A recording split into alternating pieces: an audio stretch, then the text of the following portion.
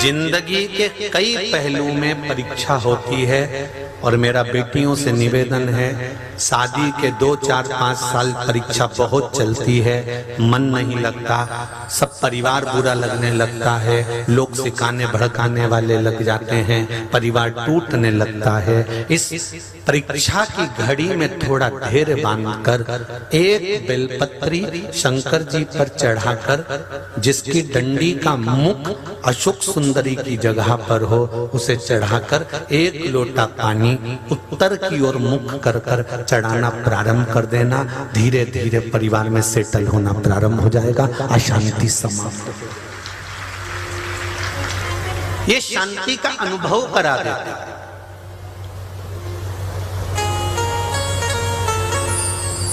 बेलपत्री की डंडी का जो मुख है, बेलपत्री की जो डंडी होती है उसका जो मुख होता है, अगर उसको अशोक सुंदरी वाली जगह पर शिवलिंग पर चढ़ाए और अशोक सुंदरी वाली जगह पर उसका मुख है और आप उत्तर की ओर मुख कर कर जल चढ़ा रहे हो, तो ये निश्चित है उस घर में कितना भी क्लेश मच रहा होगा, लगभग आधे घंटे के अंदर उस घर में शांति हो ही जाएगी, सबका आपस में प्रेम बढ़ जाएगा, क्लेश नहीं रहेगा। थोड़ा समय अगर संघर्ष का आ सकता है, ऐसा नहीं है कि संघर्ष का समय नहीं आता, ऐसा नहीं है कि संघर्ष का समय नहीं पहुंचता, आता है। मनुष्य जीवन है, मानव का शरीर है, 2 कारणों से मनुष्य का शरीर मिलता है, एक भोग भोगने के लिए, दूसरा भजन करने के लिए। जब मनुष्य का शरीर ही 2 कारणों से मिला है कि कर्म का भोग भोगो, जो पूर्व में कर कर आए हो वैसा भोगना पड़ेगा, तो भोगो, और दूसरा भगवान का भजन करो। तो ये 2 कारणों से जब मनुष्य का शरीर मिला है तो उसको तो भोगना, उसको तो करना है।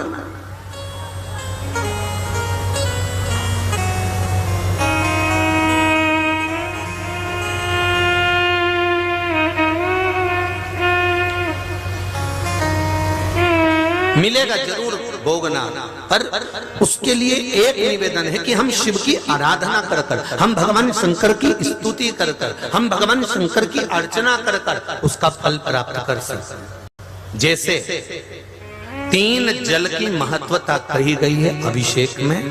पहला तीर्थ का जल। कौन सा जल है? तीर्थ का जल। जो भी तीर्थ का जल हमारे पास में होता है, जब हम कोई विशेष कार्य के लिए जा रहे होते हैं और हमारा कार्य सफल नहीं हो रहा, तो फिर तीर्थ के जल को शंकर भगवान के किसी भी मंदिर में जाकर उत्तर की ओर मुख कर कर उस जल को समर्पित कर दीजिए, आपका वो कार्य बाबा सफल जरूर करेगा। तीर्थ के जल से बल प्राप्त होता है।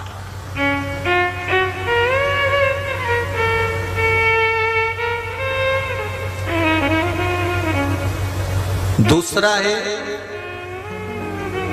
घर में अगर अरहर की पत्ती हो, अरहर की जो दाल होती है, तुअर की जो दाल होती है, उसकी जो पत्ती होती है, वृक्ष का पौधा जो होता है उसकी जो पत्ती होती है, जब रोग में ग्रसित हो गया व्यक्ति और डॉक्टर ने कह दिया इसको कैंसर है या इसकी किडनी या इसका लीवर खराब हो गया है, डैमेज हो गया है, इसका डायलिसिस चालू होगा, अब वो डायलिसिस की तैयारी करे, उससे पहले आप अरहर की पत्ती का जल शिव को समर्पित करना प्रारंभ कर दीजिए। डायलिसिस की जरूरत नहीं पड़ेगी, भगवान चाहेगा तो बचा लेगा, किडनी और लीवर काम करना प्रारंभ करेंगे। ये अभिषेक शिव महापुराण के तत्व हैं।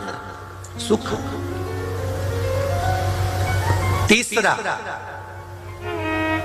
जिस देवालय में दर्शन करने जा रहे हो, महाकाल गए हो, परली बैद्यनाथ आए हो, काशी जी गए हो, या आप जहां पर भी भीमा शंकर, कृष्णेश्वर आदि जितने तीर्थादिक मंदिरों में शिवालय हैं, उन शिवालय में अगर दर्शन करने गए हो, तो वहीं उसी शिवालय के पास में जो मंदिर हो, उस शिवालय के पास में जो हापसी, जो हैंडपंप, जो बावड़ी, जो कुआं, जो तालाब हो, वहां का जल लेकर भगवान शंकर को समर्पित कर देने से विद्वत्ता प्रबल हो जाती है। संबंध नहीं हो रहे हो, संबंध नहीं जम रहे हो, तो जहां शंकर का मंदिर हो और उसके पास में कोई हापसी, कोई हैंडपंप, कोई कुआं, कोई बावड़ी, कोई तालाब हो, तो 1 लोटा जल लेकर आधा शिव को चढ़ाकर आधा जल बेलपत्री के वृक्ष के नीचे से चढ़ा देने पर जिस संबंध के लिए चढ़ा रहे हो कि यहाँ संबंध होना चाहिए, वो संबंध जुड़ता है, वो संबंध होता है।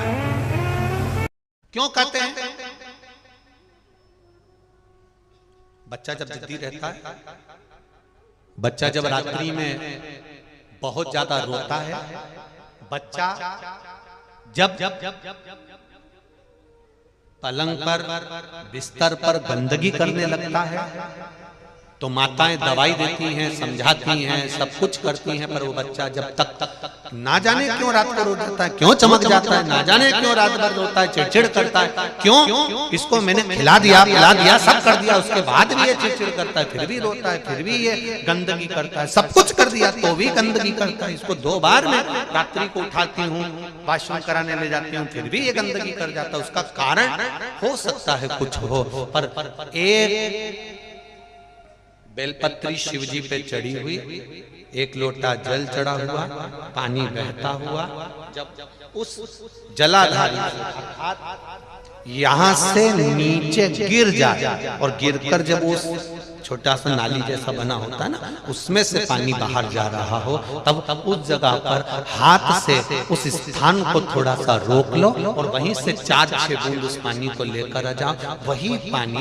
उस बच्चे के होठों पर लगा दो या उसको पीने के लिए दे दो। वो बच्चा धीरे धीरे बिस्तर पर गंदगी करना बंद कर देगा। जिद्दी उस जल में इतना पल हो, ताप और पाप दोनों शिव के चढ़े हुए जल से कट जाते हैं।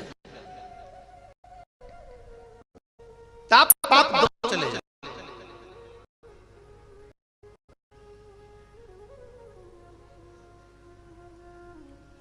मैंने तेरे ही भरोसे ओ बाबा, तेरे ही भरोसे हवा बिच उड़ती जाऊंगी, बाबा डोर हल तो छड़नी ना में कटी जाऊंगी, भोले में तेरी पतंग, शंभो में तेरी पतंग। आपका पाप और पाप दोनों समाप्त हो जाए। कितना सुंदर भाव कहा। और आज आशुतोष शिव महापुराण की कथा में आप सबके लिए बड़ी सुंदर बात कहना चाहेंगे। जिसके शरीर में कहीं गांठ पड़ रही हो, चाहे वो बच्चादानी में हो, चाहे वो चेस्ट में हो, चाहे कहीं पर भी हो, शिव जी पे चढ़ा हुआ जल जब हाथ में झेलो, हाथ में जब झेलो, तब उस समय पर या तो पंचाक्षर या श्री शिवाय नमस्तुभ्यम मंत्र का जाप करते करते लेकर शिव जी की चढ़ी हुई एक बेलपत्री को लेकर शंकर भगवान के मंदिर के ही बाहर वीरभद्र का नाम लेकर, मणिभद्र का नाम, वीरभद्र नहीं मणिभद्र का नाम लेकर, जो भगवान शंकर के गण हैं, दरवाजे के द्वारपाल हैं, मणिभद्र का नाम लेकर दरवाजे के बाहर बैठकर उसका आचमन कर कर उस बेलपत्री को वहीं पर खाना चालू कर दो। भले हफ्ते में 2 बार खाओ, धीरे धीरे गांठ गलना प्रारंभ हो जाए।